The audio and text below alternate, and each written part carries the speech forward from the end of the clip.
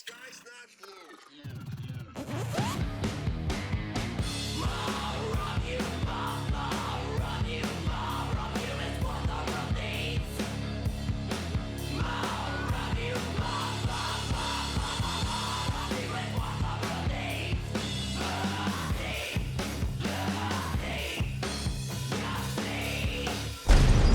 You need to understand that when the time comes, I'm going to be taking over.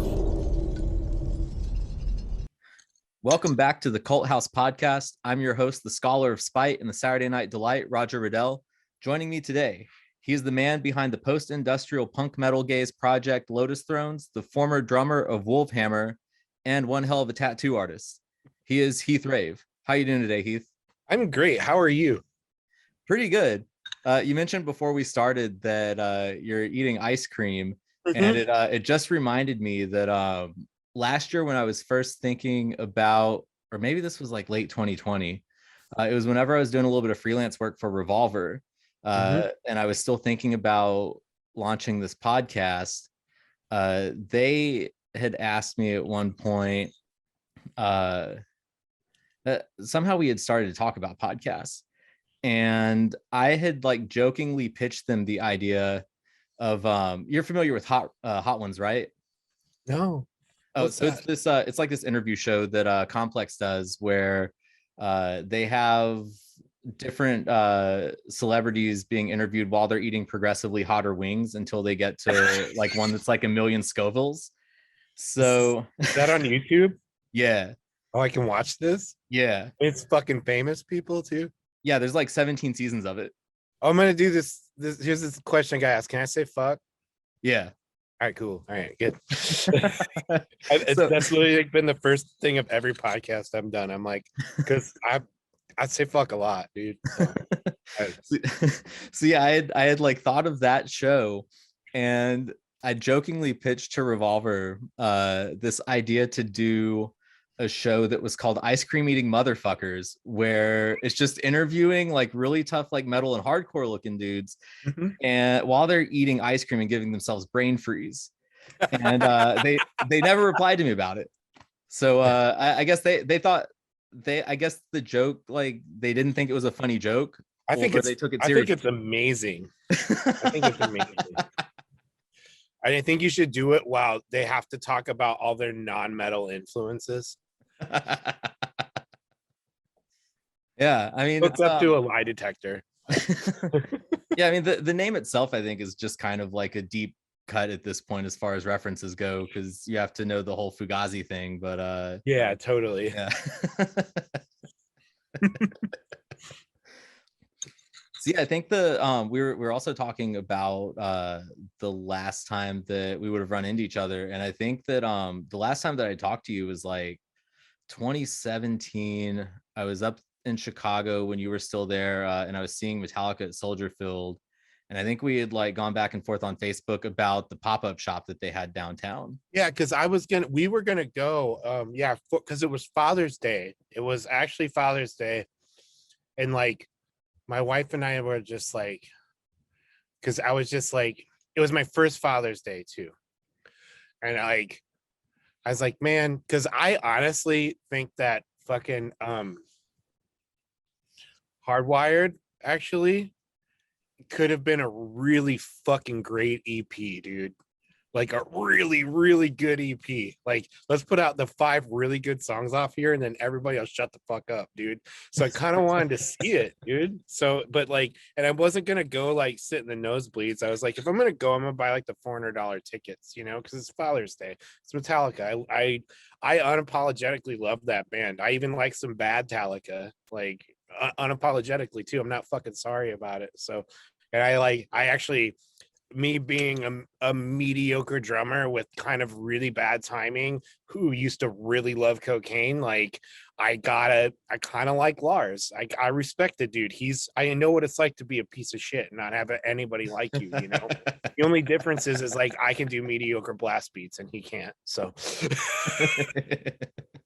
Yeah, I mean, I never could begrudge Lars for the fact that like they hit that like peak of being a technical band on Injustice for All, and after that tour they're just kind of like, we don't want to do all these complex time signature changes every night. Totally. Let's just be Motorhead.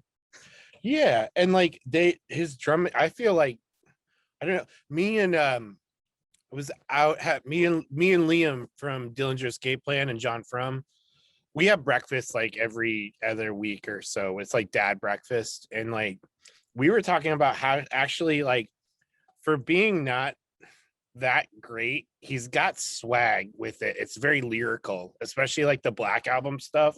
Like it's got some, like, I don't know, to it. We like it, but we also don't care. Yeah, I mean, his undersung talent is that he's great at arranging songs. That's true, very much, dude. Like, yeah, that's my undersung talent too. That's why I arranged a lot of the Wolvhammer stuff. Actually, I was till Jeff came in, because Jeff's a fucking amazing songwriter. I didn't have to do anything to rein him in, but like before that, trying to get a nice like verse chorus verse structure, like I was usually the one cracking the whip on that shit in that band. So, and I wrote a portion of lyrics and like lyric arrangements and shit too. So I loved that pop-up though. Did you get to go to the pop-up? Yeah, because they had stuff at the pop-up that they didn't have at the actual show. Yeah, I got that live at Webster Hall double vinyl there. And I actually got a pretty sick shirt too, but like a new Metallica shirt, but it really wasn't cheesy at all. So just tough, which is tough for them because they're so out of touch and old, dude. Yeah, they hit this point, I think, right around Death Magnetic or Hardwired, where they realized that the majority of their fan base still just really loves the Pusshead designs. So now they'll like half of their new stuff is like stuff that looks like Pusshead, and the other half is just like the kind of cheesy stuff. Yeah, totally. Because they still have to, they have the MAGA quotient that they have to have merch for at their shows, so I actually hear James is kind of like a dude like that, actually. Yeah, he's I've always heard he's got some kind of like libertarian leaning kind of thing going on, but I think like the other dudes in the band are a little bit more on the left of center range. Totally. Yeah, I hear he's got like a really big problem with like hip hop and rap music too, actually. Whatever. I mean, he's a fucking hillbilly for sure, dude. Like, look at that dude. Remember that? He's still a hillbilly. That mustache, man. Come on. So what's this thing? Tell me about this podcast. Like, so here was the thing was like, I deleted my Facebook a couple years ago now, like completely deleted it. Back when we moved away from Chicago, before we moved to Pennsylvania, we moved back to my home, and it was like shortly after 2016, and I just like couldn't. I didn't like knowing the things about people that I loved that I was seeing. So it was just like, ignorance is bliss. I'm going to shut this fucking thing off. Do you know what I mean? Yeah. And then I turned it back on so I could have a business profile like a year and a half ago or so. So I've been slowly getting back all my old friends on there. But I now that I'm back in a band and all that, and I'm in Philly, I have a Decibel subscription again. And I was taking a crap the other day, and who do I see in a sexy red leather jacket staring at me? Roger Riddell. And I was like, oh fuck, he was one of my favorite Facebook friends and one of my favorite people that I ever met in Chicago. I'm gonna add him. And then I'm like, wait. Then I add you, and then I see I'm like, oh, you got a podcast thing. So tell me about your podcast. Where are we getting into? Anything? Yeah, so it's basically just talking to musicians, comic artists, cool. comic writers, just any kind of people who are doing stuff that I think is like interesting or whatever, about whatever it is that they're working on, and like anything else that comes to mind. So it's just kind of like a long form conversational podcast. I love it. I love that. I've done, this is my third podcast, and I always have a blast. I love doing them. I was talking to my publicist. We are like, I have so many releases coming out, and like I have these ideas that I want to do, and like we're doing like some strategy stuff, and I'm like I want to get on these podcasts. So I have this like list of podcasts I want to get on actually too. So I'm just stoked to be here. Thank you. I'm a Leo. I love talking about myself. Come on. I was glad that you reached out because I was every now and then I listen to Clawing into Black Sun, and so like I just always have like people from Chicago on my mind anyways, because I'm like in the process of moving back up there later in the spring. Oh, you are? Cool. Yeah, because I'm in the DC area right now. Like I've been out here for about 8 years or so. But side note, because I knew that my you might, maybe this is a stupid joke, but my ice cream was Eureka lemon with Marion berries. Get out that crack pipe, buddy. Hey, he's the one local legend. I assume so. I mean, he's the one politician that proved that any of us could become the mayor if we wanted to, aside from that dude in Toronto. Awesome. Yeah. So yeah, I checked out the Lotus Throne tracks that you sent me. Oh yeah, the ones that are coming out. Those aren't even mixed or mastered at all. So yeah, because you gave me that caveat when you sent them, and I was thinking about that while I was listening to them. And even still, like I really dug what I heard just out of those 5. And as I was listening to them, because I went into them just like totally blind, just from you sending them to me, and my immediate thought with the first track, Stag the Beetle, was that the vibe kind of reminded me of the 2 Leviathan albums that Sanford had done. And then by the second track, Codependent Arsonry, that was reminding me a little bit of the vibe from like Corrections House and Circle of Animals. So it was kind of like everything kind of met there. And then I started thinking, did Sanford produce this? Not that one, no. No. But he's been very integral since I started doing this. Like I was just thinking, like I've been doing it for about a year now, and a year ago this time I like did my first composition and sent it to him, and I was like, is this good? And he's like, yeah, keep going. And so I kept sending him stuff, and he was very influential on it. But like I spent, for one, like it helps when one of your best friends, when you're teaching yourself how to record, and one of your best friends is a producer, certainly helps to have him on speed dial. And then like just the stuff that I saw him do, I like naturally would try to do it, emulate it in here in my like completely ignorant way. You know what I mean? So yeah, it's, and him and I kind of come, like, it doesn't surprise me that it reminds you of that a bit, because at the same time too, it's like him and I, like the first thing we bonded about was like Skinny Puppy and shit like that, like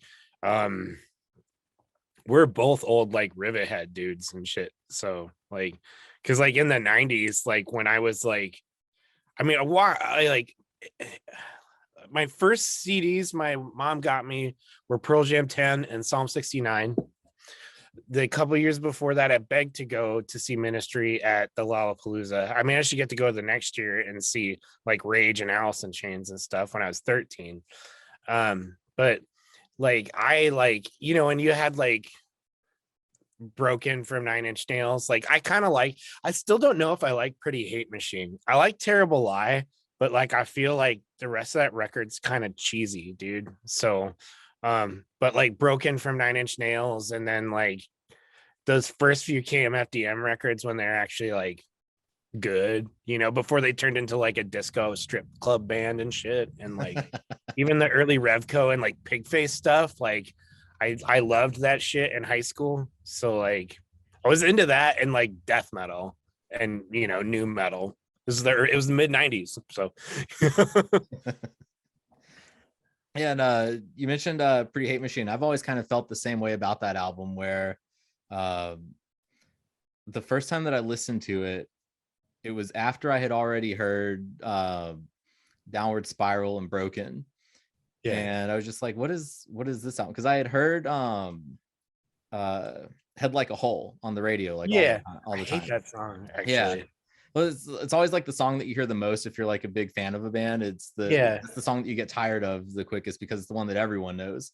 But every song on Pretty Hate Machine, like I've come to decide over the years, sounds better live. On the album, it just sucks. Totally. Yeah. Like those, especially that's why I bring up Terrible Lie, because you'll see those videos of them opening up with that back in the day, and it's just like it's like head smashing, you know. But like I like otherwise like there's so many good melodies and hooks on there and stuff, but like some of the lyrics are so bad. And that's one thing with Trent sometimes where I'm just like his like actually I gotta give him credit for this, because like I love Nine Inch Nails so much that when I'm writing lyrics, the one thing that bothers me so much is his need to use the words I and me, I, me. Everything's all I, me. This happened to me, you know? And I like trying to like when I write, not use that word or write from that perspective. Like I try to be like more of an objective, like observer with my lyrical content, you know, because I always find it a little annoying, but he's gotten way better with that actually in the last couple albums. The last album is fucking awesome. What is that one called? Yeah, Bad Witch. Bad Witch, yeah. Yeah. Fucking weird and cool, dude. Yeah. That Play the Goddamn Part, which just sounds like a Zorn song or something, dude. Like it's really cool. I'm glad. I think Atticus has been very good for him. And then I think maybe he gets to get that melodic shit out in all those Disney like those Pixar movies and stuff, you know, which I'm so jealous he gets to do that shit too. Like how fucking rich can you get, dude? Yeah, and he's got like Oscars from that kind of stuff now. Yeah, that's cool. From that and from the David Finch movies that he's done. Yeah, I think it's cool. I think that's cool. That's super cool. But okay, so back to we went in the circle there. So what else did you think of those songs? Yeah. Curious. Yeah, so I really dug them a lot, like just the whole vibe of them. There was another one, I forget which track it was specifically, but when the saxophone came on, this is that's another Codependent. Yeah. I told Bruce to go full Miami Vice for that. Yeah, it's I was thinking when I heard that I knew that it was Bruce right off the bat, and I kept thinking that was weird that like I've heard him play saxophone so much now that I know his saxophone. For sure, definitely. Yeah. He's super integral to it. He like I think if you go to like any of my streaming stuff, the song he did on my full length, that Liberate song that he did with me, like that's the most streamed song that we have. It's probably because I'm not singing on it. So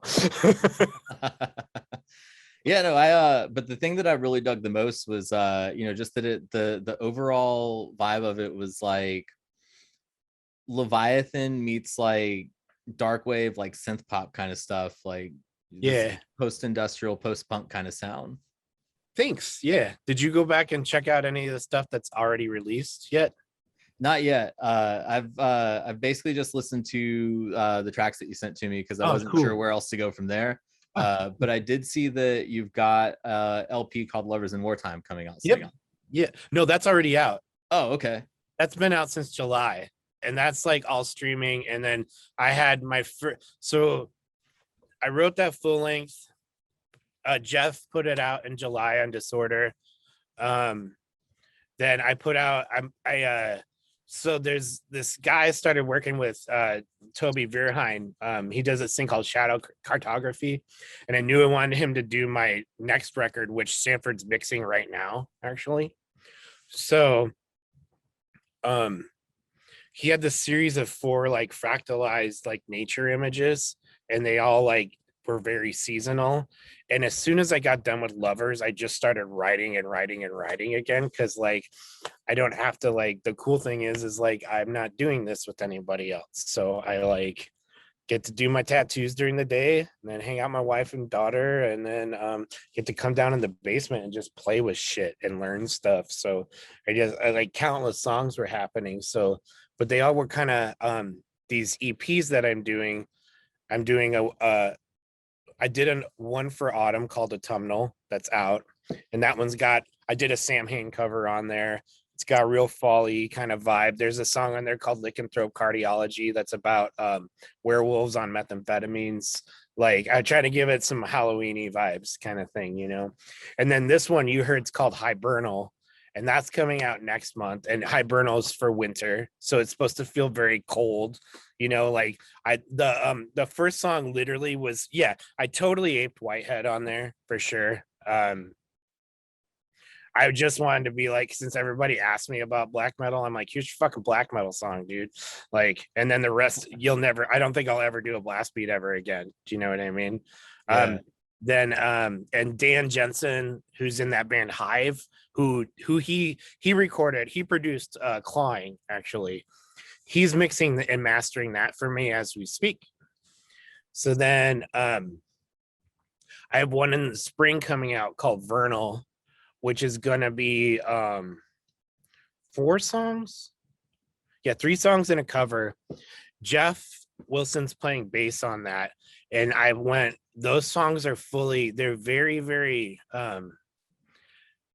they're very melodic, they're very space rocky, they're very much like being in the rain and watching the flowers grow. There's way less industrial vibes to it, way more like Cure meets Failure. So I could like explore that on there. Will Benoit from Constance, and like he's in that band Psalm that's kind of blowing up right now. He's mixing that one and mastering it. And then summer is Solaris, and that's just me and Bruce. And it's 2 really long songs with and then a cover that I'm so excited about, but I don't want to tell anybody about yet. But I play very quietly, a lot of just ambient stuff. There's one song with some guitar, but it's more about exploring tension and like space. So like it's more about giving a space for Bruce to get really weird and like super like Norrish kind of vibes, you know. And then Scott from Kowloon Walled City, he's mixing that one. And then Carl Saff's gonna master that one. And then the full length I just finished with Sanford, that should be out in October. So yeah. Doing a lot of shit. And I'm already 4 songs deep into the 3rd record too, actually. So yeah. Jeff and I are gonna drop a digi split next month of a couple covers that'll be really surprising, and then we have a Cure covers thing coming out in June too. Actually, I think that's it. Yeah, that's, I want to get. It's not a whole lot at all. No, not at all. And like, I want to have somebody make coffee for me. I want a coffee bag because I love that. I actually got my health coffee the other day with this shirt, actually. Or like how Youth Code did that coffee with Heartwork. Did you see that? I haven't seen that one, but I've seen a lot of the collaborations that like Dark Matter does, and yeah, because I'm almost sober 5 years, so I'm like, can't really do beer, so give me coffee now. You brought up the ice cream eating motherfuckers thing. So you know who Youth Code is, right, Sarah? Yeah. So they put out they did a coffee with Heartwork, which is the dude from Unbroken's coffee company, and on the back it says, "Tell your friend fuck you, Ian Mackay." Which is my favorite thing ever. It's one of my favorite things. So yeah, back before the pandemic, you could occasionally I've never seen it, but I know a few people who've just seen Ian Mackay like bicycling around the DC area. I don't know if he does that very much anymore, but it's one of those things. It's like people just like see it every now and then. It's like, okay, yeah, he's a regular guy too. Ian Mackay sightings. Yeah. Cool.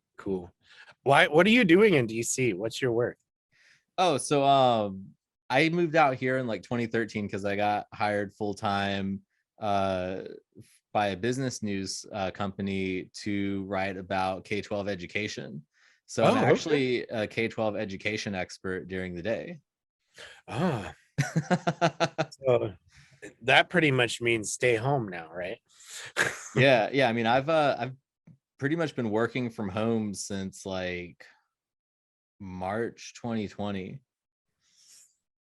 But like the upside, the silver lining to all of this, not to discount all of the hardships that it's brought on like millions upon millions of people, is that now a bunch of companies are just like, yeah, we're cool with people working from wherever. So Yeah, now, I mean, honestly, like as with all the all the hardships, all the death, um, all the bullshit too, on both sides of the coin. Um, we Mother Nature or whomever basically said, go to your rooms. And then I feel like a lot of the reset that's happened from it has been really, really great. I feel so bad for all my friends that can't like tour. That I'm glad touring's hopefully starting again. Like, glad my friends are getting to work again and stuff like that. But I think for music, it really spawned a lot of really cool creativity. Some like all those records that came out this last year is so good, dude. Like so many fucking good records. And then like, some of the new tracks that are coming out now with like them getting another year to work on another record are even more fucking incredible. And then like it kind of, I don't know. Dude, let's go back to Lars. Here's the thing, Lars was right. Like Napster, come on, he was right. yeah. He gets to win today, because now everybody's like, no, only buy my stuff on Friday from Bandcamp. Because somehow before that, all their record sales were keeping them on tour in their bands, which is bullshit. You know what I mean? but now we're on some soapbox about fucking streaming and shit. But I think even the playing field, artists should get paid. There needs to be something better, of course. But at the same time, it's like,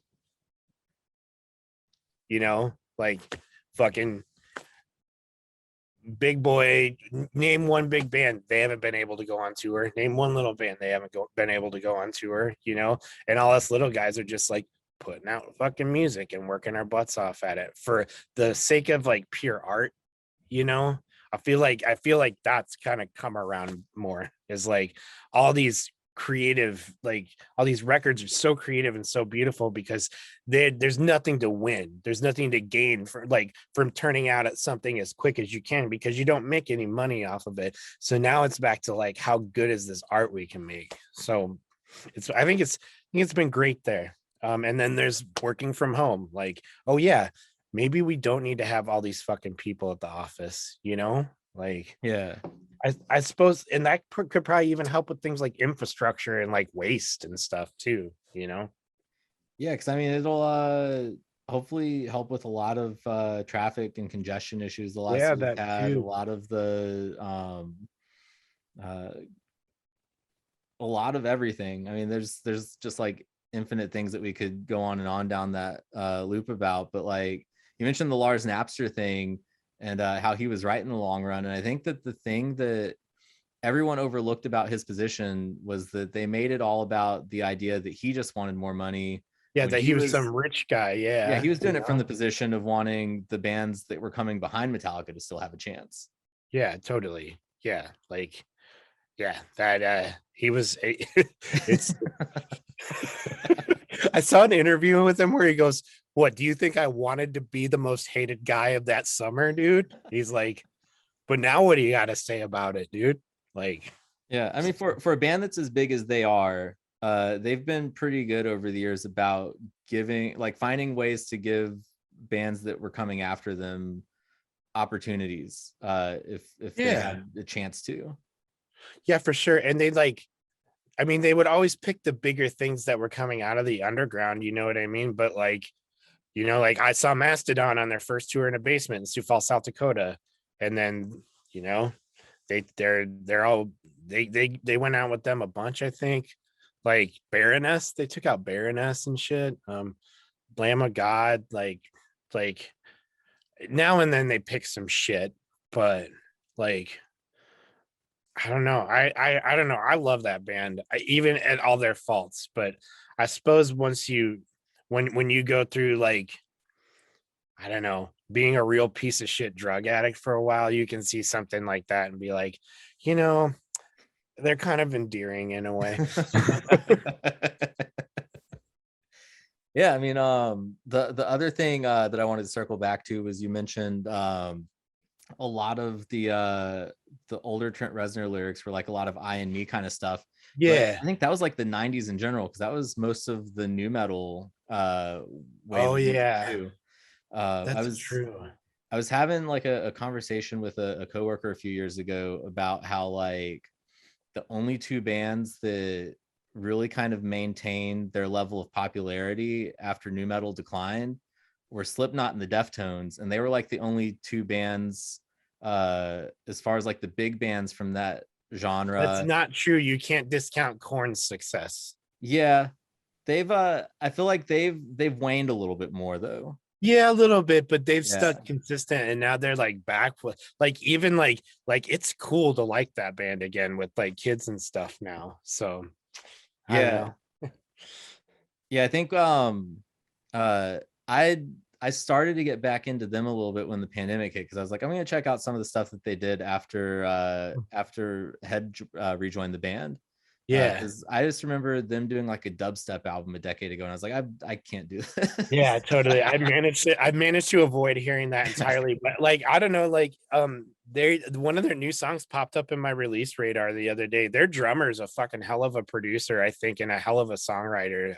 And uh they uh they make really great product, actually. You know, it's product, it's produced, but it's like it's refined and distilled down to what it exactly needs to be. So I Yeah, can't like I like, and I don't know, there's a couple really good hooks on those songs too. Like I'm not ashamed to say that I like to check that shit out now and then, you know, like yeah.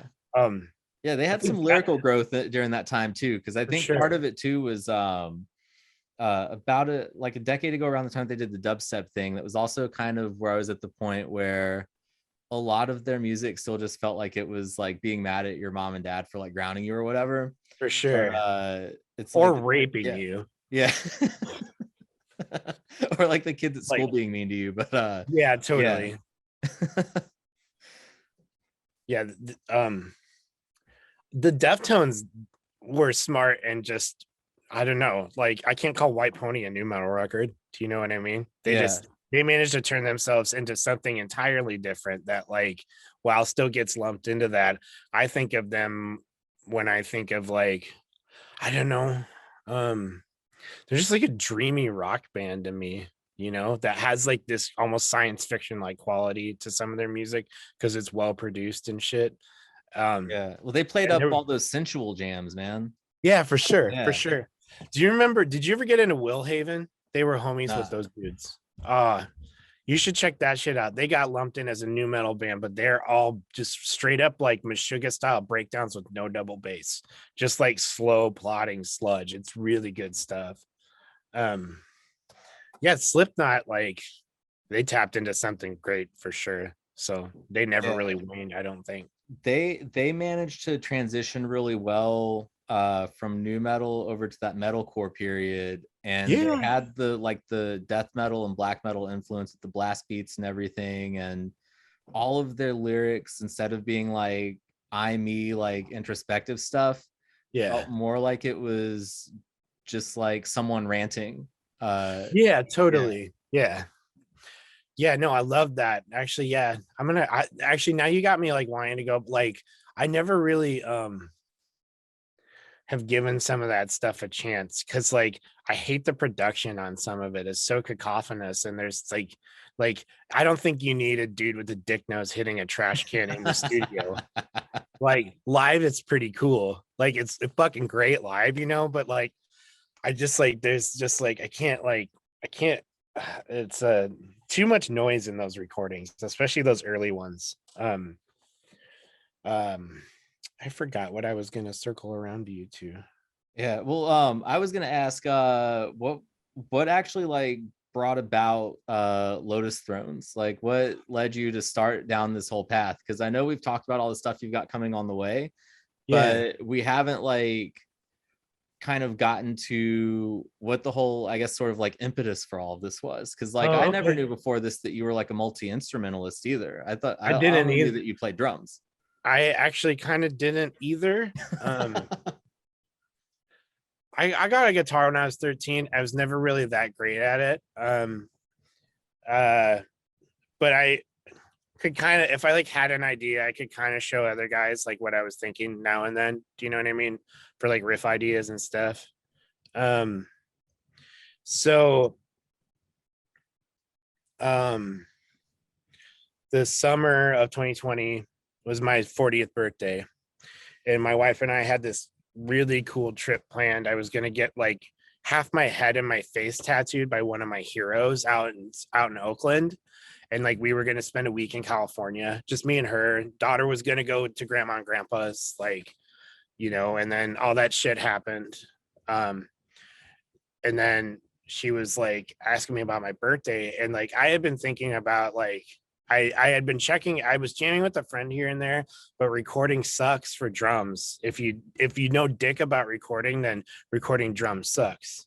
So I started doing some research and looking at electronic kits. And then I started looking like, and then so I got an Elisa Strike kit for my birthday that year. Then and that would have been in July.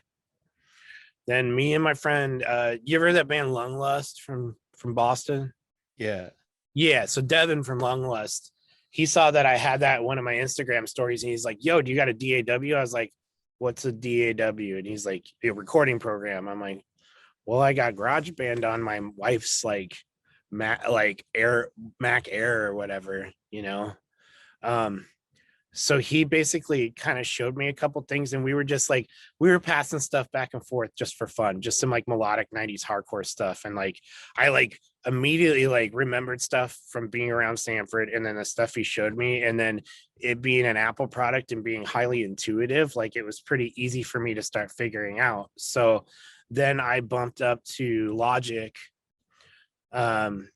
right around this time last year, because like him and I probably started messing around with that stuff back and forth through email in like October of 2020. And then he got pretty busy with he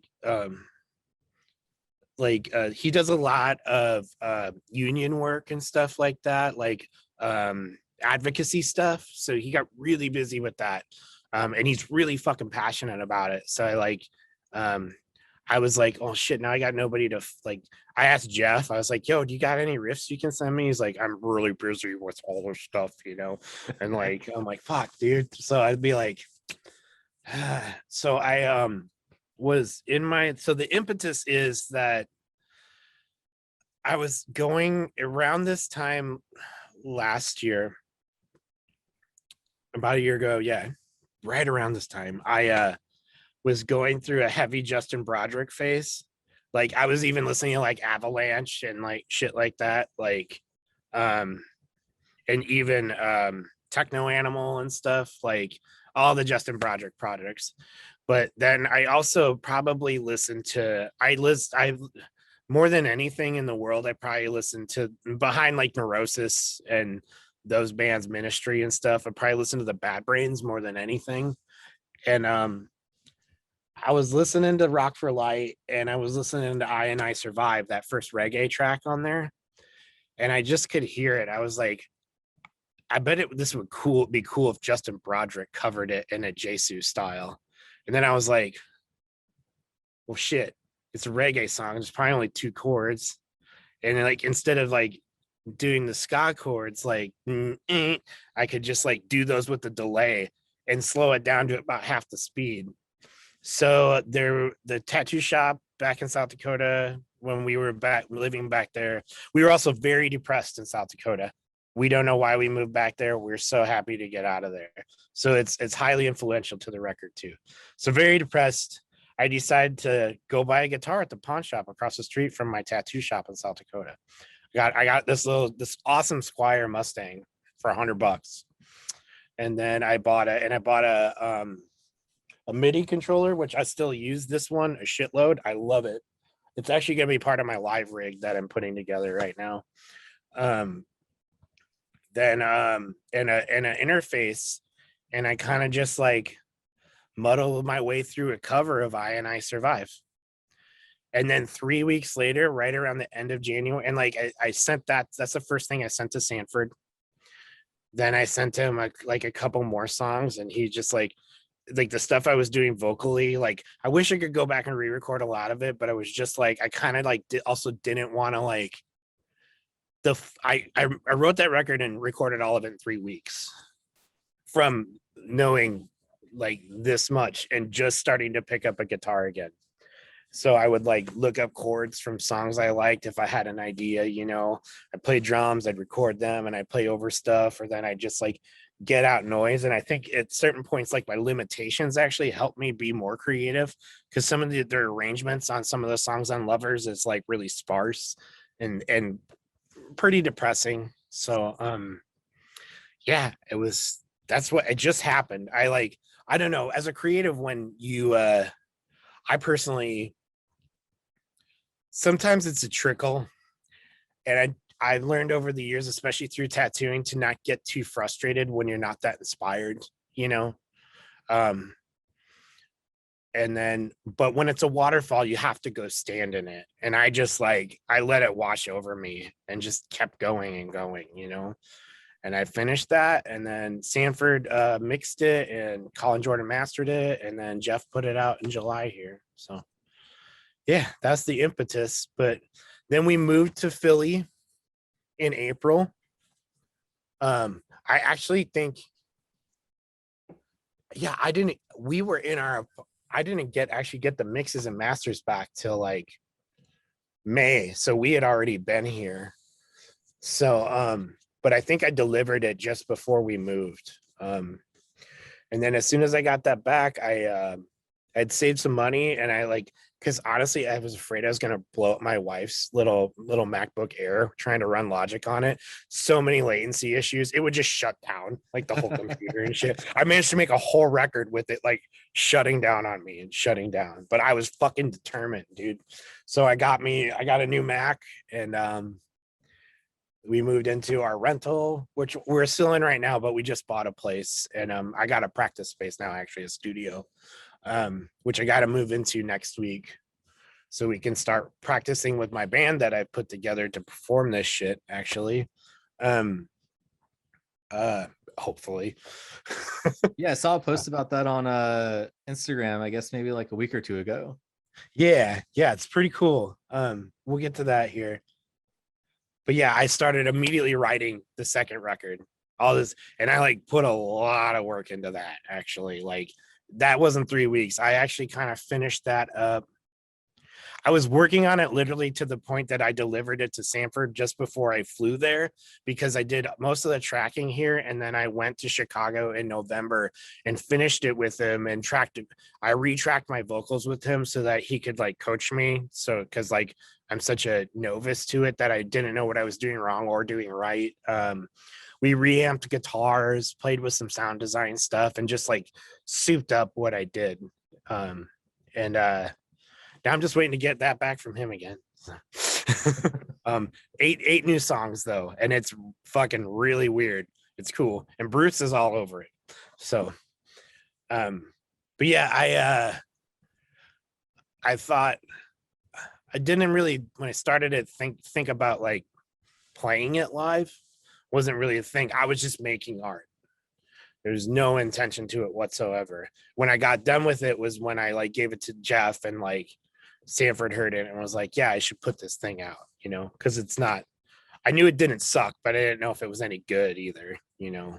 But now I'm like, I kind of want to get out there and scream about it a little bit, but I can't, I'm barely a guitar player at this point. So the idea of trying to sing and play guitar is frightening, and I know it would be terrible. Like, I'd have to spend the next 2 years doing that, which is a waste. But I also have always wanted to just be a vocalist live. So I'm gonna do electronics and like synth stuff, all the synth and electronic stuff live, and then Jason Dost, who he played in Krieg. I think he still is Krieg's drummer technically, and he's in Moros and Sunburster. He's playing drums for me. I got to know him when we toured with Krieg, actually. Then Dave Grossman from Rosetta, he's gonna play bass. And then one of his friends, like they sent me the band, I can't remember the name of it, but he's this incredible guitar player. So he's gonna be really fucking bored playing my stuff live, but he's excited about it because he said he's like, I just get to hook up all my pedals. So yeah, I'm kind of on the hunt for one more other guy, but I got a practice space now, and a really nice studio. So moving all the stuff over there soon.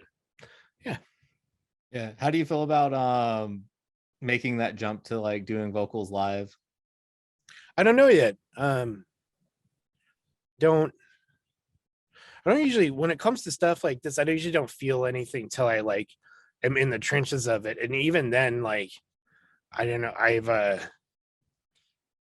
think tattooing has really helped me to not be afraid, because you really can't be when you're doing my job. You can't, if you start to get afraid, then you get in the quicksand, and that's when you start making mistakes, and nobody wants a mistake ridden tattoo. Do you know what I mean? Yeah. Like you only get, you get one now you get one shot at it. There's ways to like there's ways to back up your human error through it that you learn through the years, but you still only get one shot at it. So it's like, I just think we need to get in the room and work out how it's going to be live. I don't think it's going to sound exactly like the records. In fact, I think it'll be like, like how Nine Inch Nails does not sound like they don't, their songs don't sound like their recordings. Like it's like having two different bands. And I think it's fucking cool, actually. Like the records themselves feel more like abstract paintings, while live it feels more like a bulldozer. Yeah, so, it's a lot more organic live. yeah, and he always keeps Live's drums in it and stuff like that. So it's like, yeah, I just like with these guys, I was like, we're gonna reinterpret this. This isn't you guys covering my stuff. Like, I want us to make this into something else, and I want it to be fun for you too. So, but at the same time, I don't want to have to worry about writing music with you ever, because I do not want to be constrained by other people when it comes to writing for Lotus Thrones. I just absolutely can't. I have too much fun and I love it too much. It's like, and it's not even a thing that it's my crest little baby that I don't want to share, because I obviously want to share it, and I obviously like in a way too that's like gets these other individuals' talents involved in it to interpret it. But I just am so selfish about the fact that I have so much fun doing this. To have to work on shit in a committee just sounds awful to me, Yeah. I mean, it's like what you were saying about just like the nature of creating things, where you can't get frustrated when you only feel like a trickle, but Yeah. then when you have like the waterfall, you have to stand under it.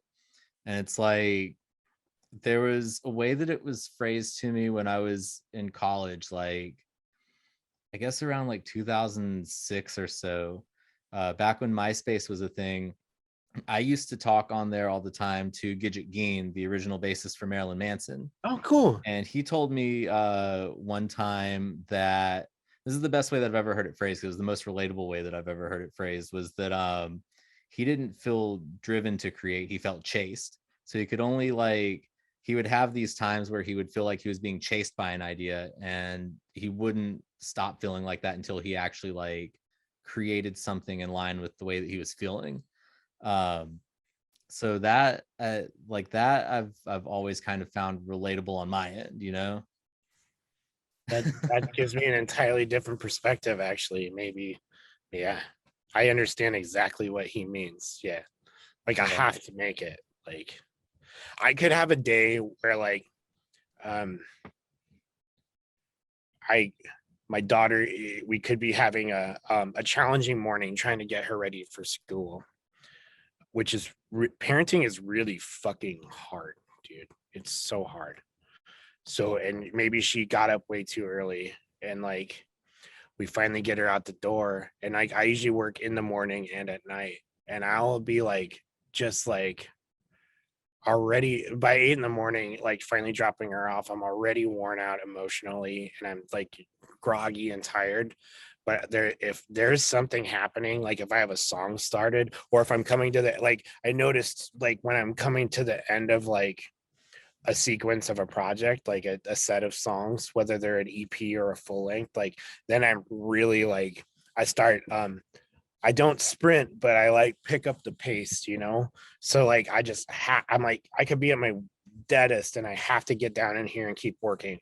Then I'll go to the tattoo shop, come back home, do dinner, bath time, bedtime, story time, like, and a kid will find 46,000 reasons to not go to bed. So, and even after that, when I'm about ready to fucking drop, when I'm in one of those modes, I still come down here till like midnight, 1 in the morning sometimes. And then my daughter will, usually when this happens, it's about a week or so of it. She goes through, they all go through phases, you know, knowing that my daughter's probably going to wake me up at 5 a.m. again, going, Daddy, hungry. I want chocolate cereal. Like, Daddy, I want to watch Gabby's Dollhouse. And at me going, how do you ask, dude? And then she goes, please. But like enjoying those moments, and then like being so tired, but being so excited to continue to like work on this stuff. So Yeah. And you mentioned when you're tattooing, like, you know, if you make mistakes, you can't really like easily go back and like fix them. yeah, But like, you learn how to cover up your mistakes as you're going. That's yeah. what a good tattooer does. Yeah. What's like the biggest like oh shit moment you've ever had while doing a tattoo? Oh God.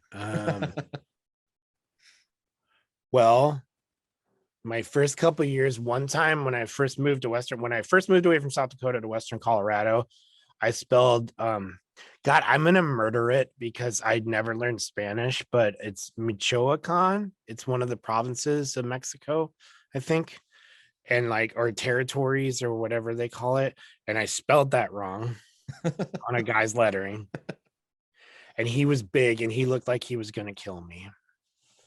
Then shortly after that, we moved to Denver, and I was doing a nautical star, and I like, because it's like every other one, you know, and I fucked up in there.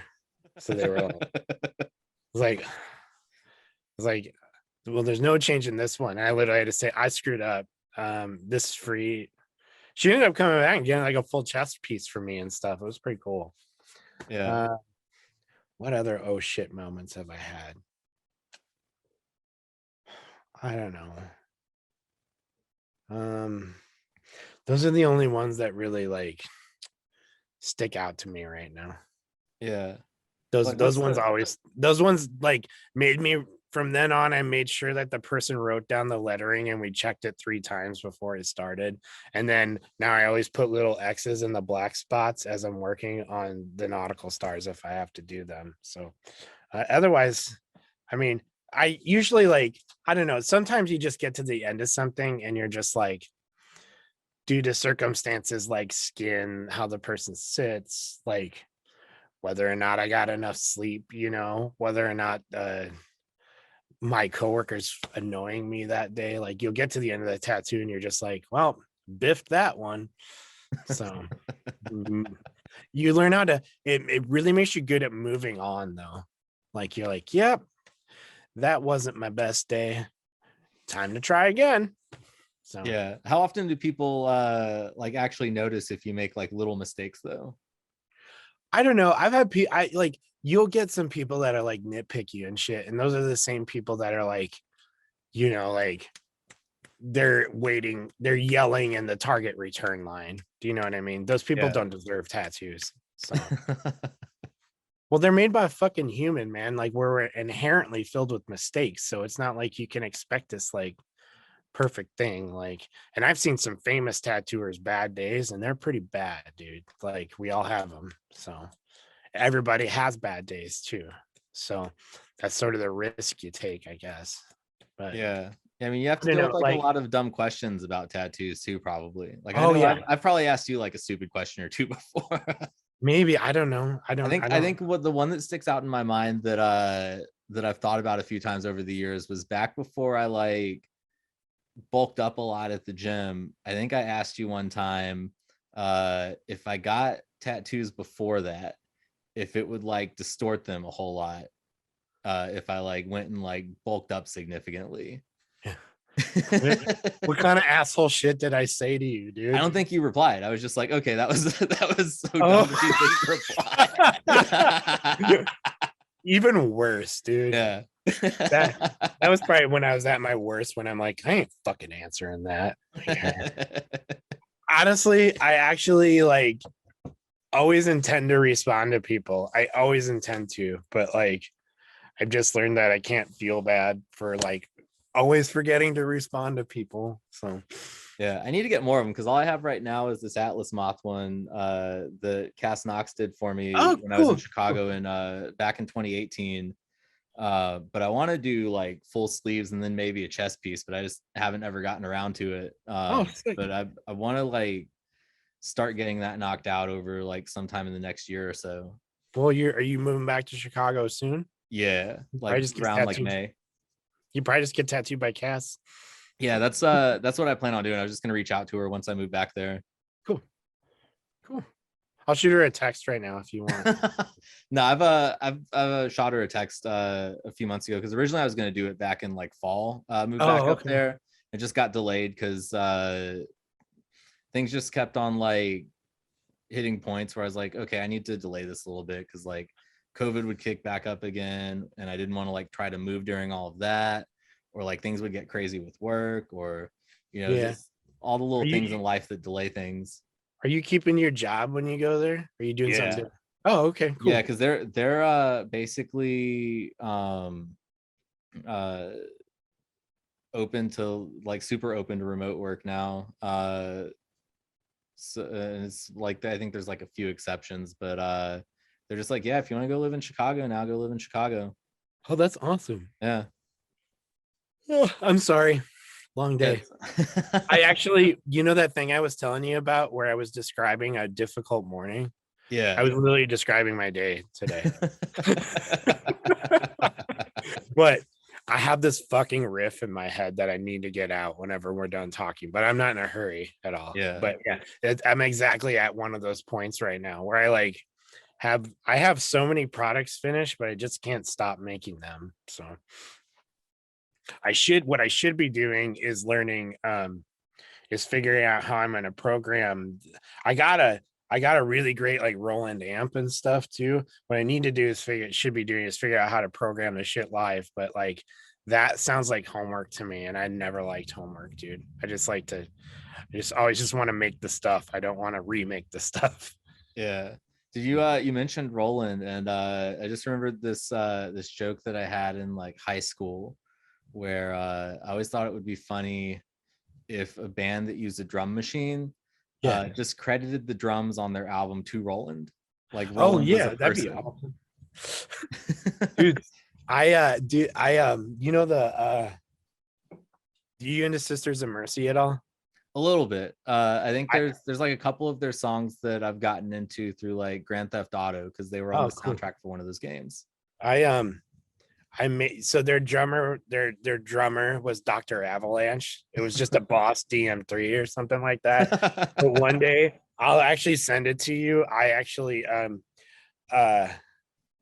Jeff had made a joke online about somebody and being like getting advice from Dr. Avalanche. So I actually basically dressed up Dr. Avalanche in aviator sunglasses with like leather jacket and like a cigarette and shit. I'll send it to you. I literally I wasted 10 minutes of my life on that. Like it's so bad. I photoshopped the stupidest thing ever. What are you listening to? Lately I've been listening to the Converge Chelsea Wolf Blood Moon album, the new Mastodon, the new Cradle of Filth. I love the new Cradle of Filth record. Yeah, I think it's their most consistent album in like a decade. For sure, dude. Yeah, I think for me since like Midian, dude. Like Yeah. It's like Yeah. everyone likes to crack jokes on that band because they just like lean into like the cheesy like gothiness of it all. But I mean that's part of the fun of that band for me. For sure. And I don't know, like Aesop from Agalloch and like Vol, he described Cradle of Filth. Well, he described Dusk in Her Embrace. Yeah. He goes, it's like My Dying Bride at 45 RPM. Like, it's fucking good, dude. I love those. Like, I have a joke that says, I don't really listen to Iron Maiden, nor do I like them. But when I want to listen to Iron Maiden, I just listen to Cradle of Filth because they do Iron Maiden riffs so much better, dude. Actually, because that's kind of what they all are. They're all kind of Maiden riffs, but actually good. I don't know.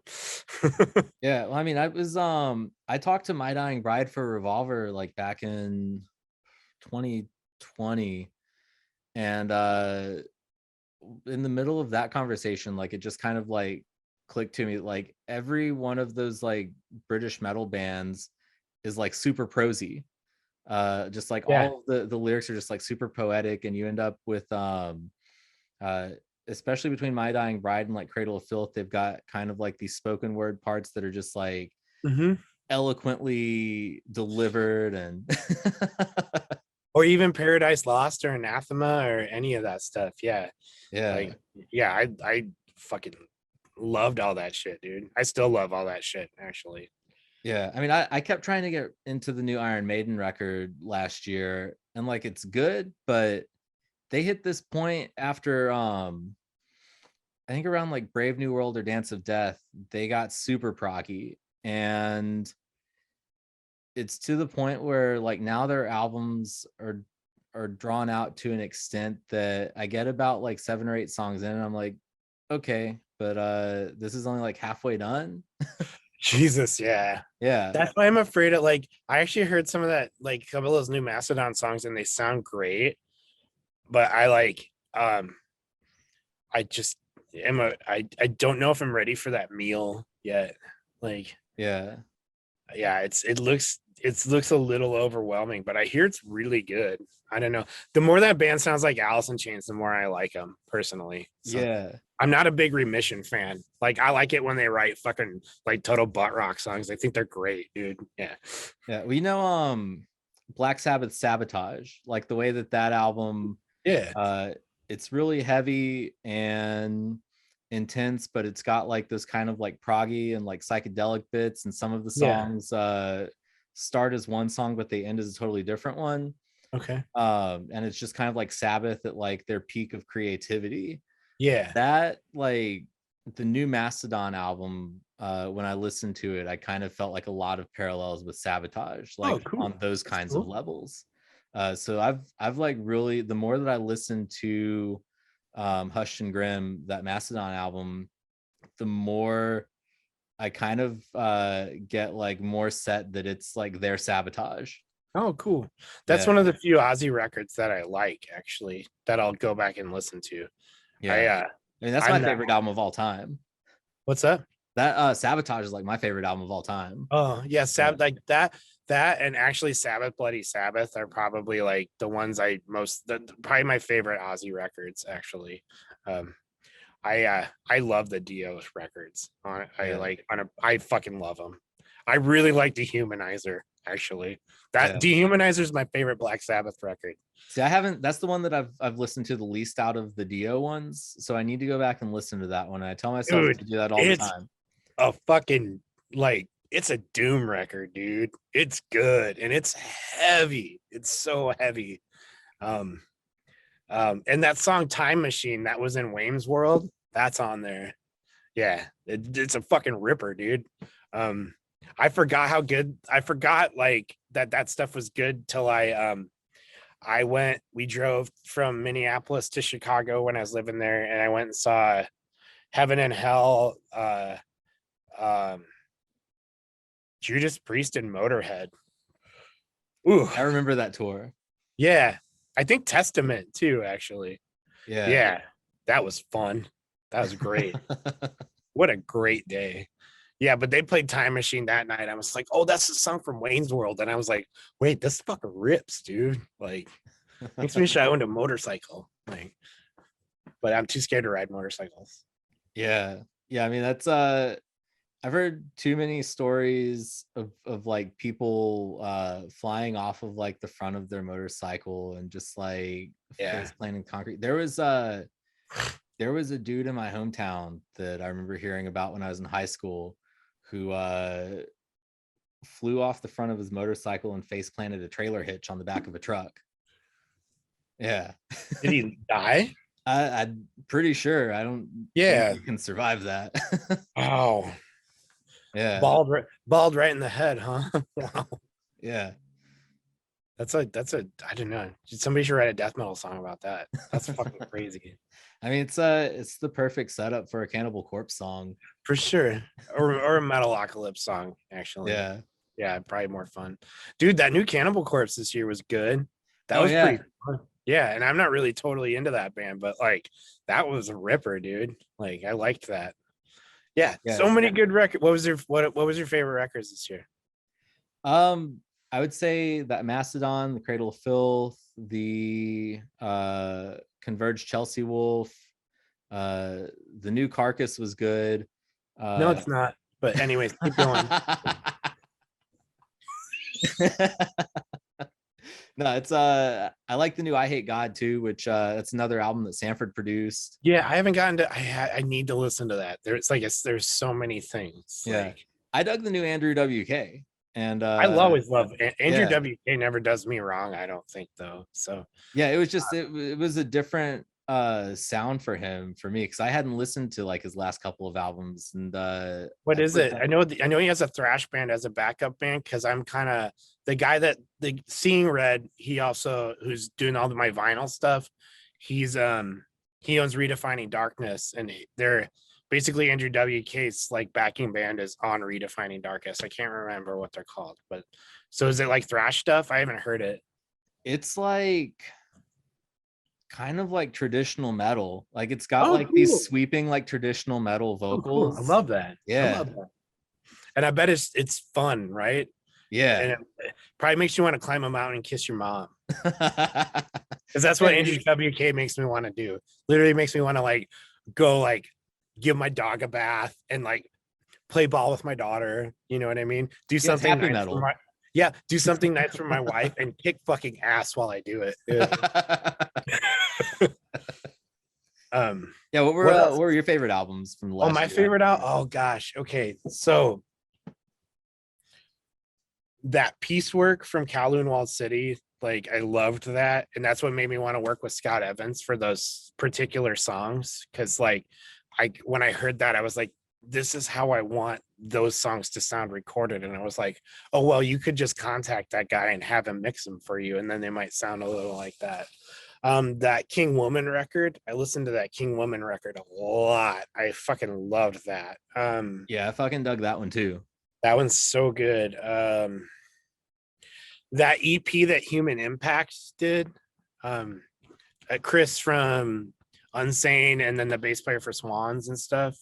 Like it's like Unsane on Industrial, and it's really fucking cool. But it's just called EP1. What else? That Glassing record, I loved that. Fuck, man. Failure put out a record, so that kind of ruined everything else, you know, like that was way too good. Oh, and I like how Funeral Mist drops a record like the last week of the year, and it's literally the fucking nastiest thing that's been put out all year. That record's fucking good. So I've been on a regular rotation with that. Look at this here. I'm stoked about the stuff that's coming out this year too. I mean, there's supposed to be like a new Kin Mode. I think at some point, one of these days, the Atlas Moth is supposed to record an album again. I'm always biased toward everyone that I know in Chicago because I love like every single band that I ever got introduced to up there. Did you ever hear? There's this shoegaze record from this band called Cold God, like GAWD, like that I was really into. And then the one other thing I wanted to mention is, have you heard Backwash? Nah. It's super noisy, like queercore rap music. Like it's fucking hard, dude. It's really hard. Like imagine a noisier Dalek, like a way, like almost like Death Grips, but way better hooks and stuff. And the dude is just unabashedly queer and just like fucking in your face with his rights, dude. It's awesome. I love it. I love it. It's that's one of my favorite things too. Like it's really aggressive and I just like bold statements that are antagonistic, you know. So Yeah, I'll check that out. I know you're into industrial. Have you ever heard the band Three Teeth? Like I got really big into them. yeah, no, I last love year, them. too. Yeah. Yeah. Did they do a record this year? No, I think they've got one coming out this coming year. They Cool. did a song last year called Paralyze. Oh yeah, that one's good, dude. Yeah. I I'm excited for the Author and Punisher record this year. Did you hear that song? Those two songs that are out? The Yeah, total I just typo. got into Author and Punisher like this past year too, because like I had kept hearing the name, and then I finally just like took the plunge and like listened to more of it. It's been hit or miss with me, but like those two new songs sound like Typo Negative, but like way more industrial, and it's fucking really cool. And then what else is there's something else? Oh, have you heard that new Vane song Nah. or Vane.fm? They have to call it Vane.fm because that band is going to they out Code Orange. Like as far as like the good stuff, like the really glitchy, fucked up, like serious beatdowns meets mechanics, sort of like absolute sci-fi fuckery. Like that's one record I'm really excited about. So, but like I'm a hardcore kid at heart, so I love a good beatdown, you know, like Yeah. and theirs are really weird, and then there'll be like tons of effects, and then like it'll be like like a noisy ass weird fucking sound. I don't know. I'll send it to you. You got to hear that, dude. You probably like it. I think you'd like it because there's even some you know, like how Code does some. There's a little bit of like good new metal renaissance in there. Like Yeah. Vane touches on that the same way. Like have you heard Loathe? Nah. Oh, they're great too. They're these kids that they have like total Meshuggah fucking weirdo time signature change breakdowns meets Deftonesy beautiful parts, and then straight up like bouncy um like um like Issues era corn like boom and like that kind of shit. Like it's cool. They sound really fucking like they sound massive. Yeah. But all these kids it's great because like all these kids where like guys like you and I were like cut our teeth on thrash or death metal and stuff, you know. All these kids cut their teeth on new metal like in their junior high years and stuff like that before they discovered hardcore and things like that. So like I mean, I was in that group that was listening to new metal in junior high too, because I'm like, I think I'm like 6 or 7 years younger than you. oh okay yeah. So what's cool about your generation and younger is that I don't feel like there's that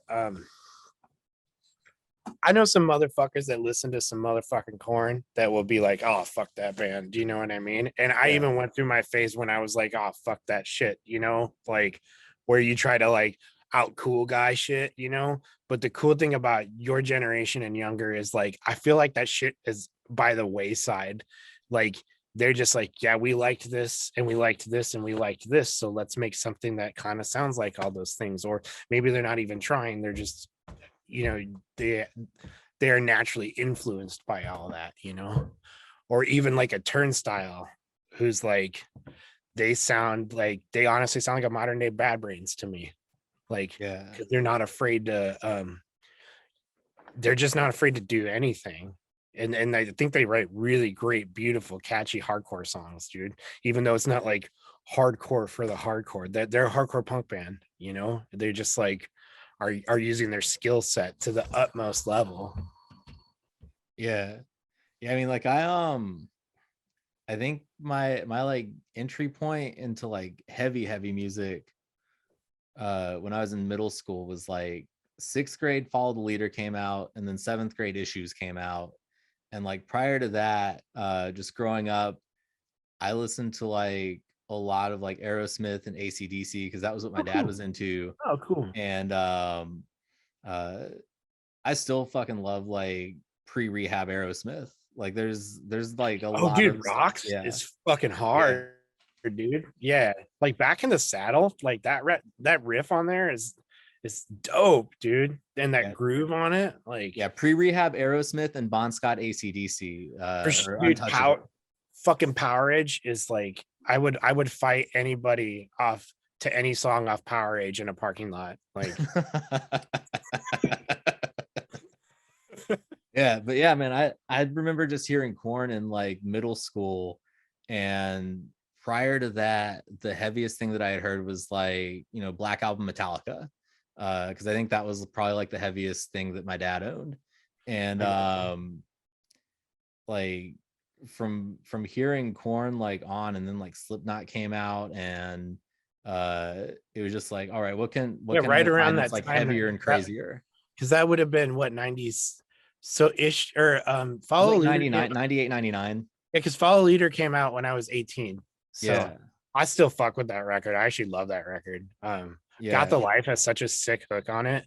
We like I just left this one shop. I just moved into a new tattoo shop, but I'm working with all these kids that are in their 20s and stuff, and they all love that shit.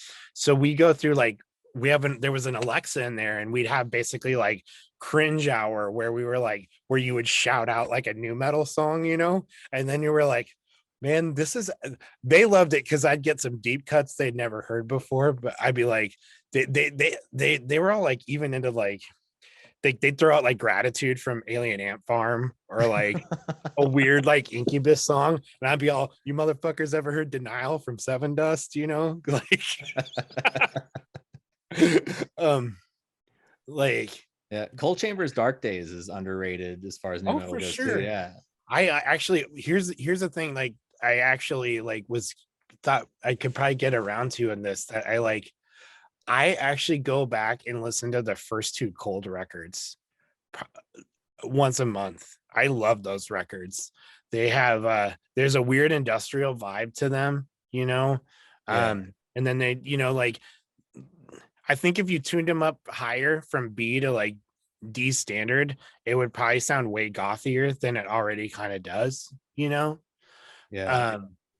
I do that with the first couple Dope albums, because like if you ignore the new metal part of that, they're basically like late 90s like semi-industrial Guns N' Roses. Like they had like that sleazy kind of vibe to them. For sure. I remember that about them. Yeah. Didn't them and Static X's warehouse get robbed during the pandemic, I think? I think so. Like I'm not 100% like $45,000 worth of gear, I think, got stolen or something. Yeah, I know there's the running rumor that the Edsel Dope is the fill-in for Wayne Static now. Oh, really? Yeah, because they've got Static X now tours with the vocalist who wears a Wayne Static mask, and his name is just like Zero. Oh, really? But there's like a whole I didn't know that for the last year or so that it's Edsel Dope under the mask, but wow, I didn't know that. Yet. I knew they had toured again. I just like thought that like they I just assumed they had a different vocalist. I haven't heard anything since what Machine was their second record, right? Yeah. That Get to the Gone, that song fucking rips, dude. Yeah. I don't know, all the shit we're talking about, people are like probably be like, what the fuck, you know, but like I don't know, I don't really care anymore, dude. I like that just as much as I like want to listen to like a Merzbow record too, you know, like. Yeah, I mean, people get caught too much up on labels and shit like that. For sure. I don't know, and that's one thing that I've tried to interject into Lotus Thrones, like that's important to me, is which those bands had, but overblown because they, you know, trying to have like there's the pop sensibility to it, you know. I just wanted to make sure that like while I wanted to write, I'm basically I'm writing the songs that I want to hear and the stuff that I like is heavy and challenging, but is also actually like sticks in your head and is enjoyable to listen to and has some melodic form to it and stuff, you know, like Yeah. that all those bands kind of, a lot of them have that. Yeah, I mean, when I was a kid in Kentucky, the dude who I bought records from at the local record store growing up told me once, I think when I was like 15 or 16, there's only like 3 categories of music that matter: music I love, music I hate, and music that I Music I can haven't stand to heard listen yet. to if I'm stuck in a car with someone. Oh, the ones I heard was music I love, music I hate, music I haven't heard yet, was what somebody told me once, and I Yeah, like maybe there's that. 4 categories. Yeah, maybe there is. What was the thing about? I didn't hear what you said about the That's car. It cut you off. music that I can stand to listen to if I'm stuck in a car with someone. Oh, yeah. You mean you could actually redefine that as music you'd have to agree about. Yeah. That's like the shit that works at like a tattoo shop and stuff like that. So like where I usually don't get along with people. A couple years ago, I gave up on listening to somebody be like, Heath, you want to put anything on? And I just go, you don't want me to. I mean, like what? I'm like, because the least I'm like, you're either gonna have to listen to 3 hours of The Cure, because that's the only thing I can think I could listen to right now that you could stand, or it's gonna get real dark in here, or I'm just gonna put on Justin Timberlake, dude. Like, what do you want? I'm gonna fuck you up some way. So you just guys just control the radio. Let's not Yeah. fight about it. And that was kind of the way that it was when I first moved out here, because my company, when we were a lot smaller, we're in this tiny office, and there was an aux cord, and they would kind of take turns with who got the aux cord each day. I was like, y'all don't want me to have the aux cord, I'm just going to pass it on to someone else. Yeah, totally. The one day you're like, okay, sure, I'll take the aux cord, because you're like, let me fuck you up for 5 minutes or so here. Yeah, I think they made me take it on my birthday one year, and I just played Motorhead all day because I was like, this is the most agreeable thing that I have on my phone right now. I actually went and made a Motorhead mix the other day because like I wanted to hear like, I didn't know, I wanted to have a mix that had Dr. Rock, but also had like that first song off, or like Burner off Bastards, like those kind of those records that like fucking Mickey D was like when he was first, like the stuff off Sacrifice and Bastards where Mickey D was like just wrecking it like right out the gate on those first couple of records with them and shit. I actually like Bad Magic a lot, that last record they did. That Yeah, I love that album. Like that We Will Shoot Out All of Your Lights when they're all die, die, die, die. Like it's fucking awesome. Yeah, well, I've had you for about an hour and a half now. And oh I don't want to wow. keep you for too much longer because I know that you had some riffs you wanted to work on. Yeah, so is there anything else you wanted to plug before we get off here? I didn't really want to. I don't do this stuff to plug, man. I just like to hang out and talk, dude. Like, you know, especially being like a dad, like. And then there's the whole thing of like we're always I feel like I'm constantly just texting with people, you know. So like this is like the time when I get to eat, you know, like face to face with a friend and like hang out and like talk shit. Do you know what I mean? So it's like, yeah, I got an EP coming out next month. I think around the 18th or the 25th. There'll be a video, all that shit. I'll let you know about it. You've got it's actually that song with the saxophone is going to be the first single off there. And then 2 more EPs, full length, all that shit. But like I said, I just wanted to I just stoked to hang out with another dude and talk about metal and talk shit, you know? So yeah, it was good catching up. Yeah, for sure, dude. Thank you so much. Are those all graphic novels behind you?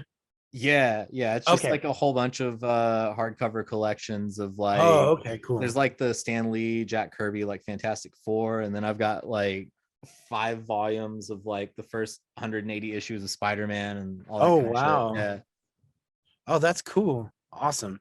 For a minute I was like, are those VHSs? They're a little thick to be DVDs, except And then I'm like, oh wait, graphic novels, dummy. Yeah, I don't. I either have to look at tat puke or like I'm, like I'm reading books, like I'm either about parenting or science fiction. So Yeah. I mean, I remember back in probably like a decade ago now, we were talking about that true Norwegian black metal photo book that came out yeah, around then. yeah, I got that right over there. Actually, Yeah. I'm packing to move into our house we just bought, so that's all over there. So that'll probably just stay packed because I'd like, um, I don't know if I want my daughter to see it yet because it's funny. She's so girly and so into pink and being into princess shit, but she only wants to watch Halloween stuff and like anything with fucking skulls in it. So it's like, I just think she'll like that book too much. Like she asked her babysitter to show her real zombies while we were out one. like definitely my kid, like full of fucking unicorns and shit, but also just like, Yeah. But the intersection of all that stuff is like Riot Girl, right? kind of, yeah, in a way. Also, well, with that, I actually, with introducing her to I getting so she can get to know me, like I've introduced her to a lot of stuff like that. Like she loves anything Kathleen Hanna. I think mostly because Kathleen Hanna's like bah, bah, bah, bah, bah, and like it's fun, you know what I mean? Like, but like I want her to hear like I play her Sonic Youth, like the Kim Gordon stuff, some Slater Kenny and shit. Like we just like I want her. She's obviously going to get exposed to a lot of different kinds of art through me and me and her mom. Because her mom's we moved to PA because she's from here and she's like an old school first Unitarian, like 2000s hardcore girl from here. Like used to go to those church shows here in Philly and stuff. So Yeah. But yeah, that's kind of the stuff like in between listening to like story bots and shit like that. Like we got her into like, Bikini Kill and then even like the Runaways and Blondie and stuff like that and shit. So yeah. We'll see what she turns out to be. She's gonna be weird as fuck for sure. She's my kid. So all right, buddy. Yeah, I'm gonna riff and I'm gonna go to sleep. All right. Thank you for having me. That was so much fun. Yeah, thanks for taking the time to do this. Yeah. If you're still like when I do that full length should be coming out around October. Let's do this again. Okay. Right. Yeah, Awesome. I'll hit you up around October, but I'm sure we'll talk between now and then. For sure. And I'll as this stuff gets done, I'll send it over to you for sure. You can. Okay. Roger Riddell is going to have exclusive preview rights to all the Lotus Thrones stuff. So if you need to know, ask him if you care. All right, homie. I'm going to go now.